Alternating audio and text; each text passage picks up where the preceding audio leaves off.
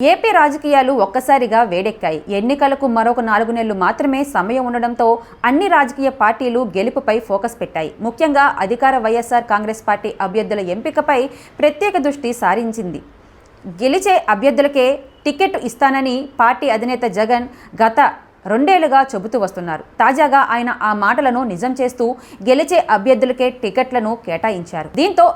దీనిలో భాగంగానే 11 నియోజకవర్గాల్లోని అభ్యర్థులను మార్చి సంచలనం సృష్టించారు. వీరిలోని తనకు దగ్గరైన మంగళగిరి ఎమ్మెల్యే ఆళ్ల రామకృష్ణారెడ్డికి సైతం జగన్ టికెట్ కేటాయించలేదు. మంత్రి విడుదల రజనీకి సైతం స్థానచలనం తప్పలేదు. చిలకలూరిపేట నియోజకవర్గం నుండి గుంటూరు పశ్చిమ నియోజకవర్గానికి మార్చి విడుదల రజనీకి గట్టి షాకే ఇచ్చారు. అందరి ఎమ్మెల్యేల పనితీరుపై వ్యతిరేకత రావడంతో వారి స్థానంలోని కొత్త వారికి అవకాశం కల్పిస్తూ ఉత్తర్వులు జారీ చేయడం జరిగింది. మరికొంతమంది ఎమ్మెల్యేలను మార్చే యోచనలో సీఎం జగన్ ఉన్నట్లుగా అధికార పార్టీ వర్గాలు చెబుతున్నాయి. దాదాపుగా 40 స్థానాలకు పైగానే అభ్యర్థులను మారుస్తారనే ప్రచారం జరుగుతుంది. సర్వేలో వెనుకబడిన ఎమ్మెల్యేలను పక్కన పెట్టాలని సీఎం జగన్ నిర్ణయించుకున్నారు. వారి స్థానాల్లో బలమైన అభ్యర్థులను పోటీ చేయాలని జగన్ భావిస్తున్నారు.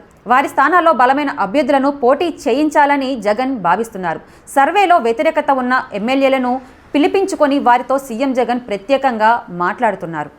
ఈసారి టికెట్ ఇవ్వలేనని, మన ప్రభుత్వం అధికారంలోకి రాగానే ఎమ్మెల్సీ పదవి, రాజ్యసభ పదవులు ఇస్తానని పలువురికి జగన్ హామీ ఇస్తున్నారు.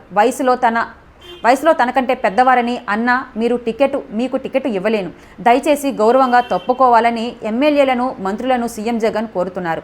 నేను తప్పించాననే మాట రానివ్వద్దు. వ్యక్తిగత కారణాలతో మీరే పోటీకి దూరంగా ఉంటున్నామని ప్రకటించి తప్పుకుంటే ప్రజల్లో మీకు గౌరవం ఉంటుందని పలువురు సీనియర్ నేతలకు సీఎం జగన్ సూచిస్తున్నట్లుగా తెలుస్తుంది. జగన్ తీసుకున్న ఈ నిర్ణయంపై కొందరు ఎమ్మెల్యేలు అంగీకారం తెలిపగా మరికొందరు కినుకు వహించారు. ఈ సమయంలో వేరే పార్టీకి వెళ్ళినా పెద్దగా ఒరిగేదేమీ లేకపోవడంతో టికెట్ దక్కని ఎమ్మెల్యేలు మౌనంగా ఉంటున్నారు.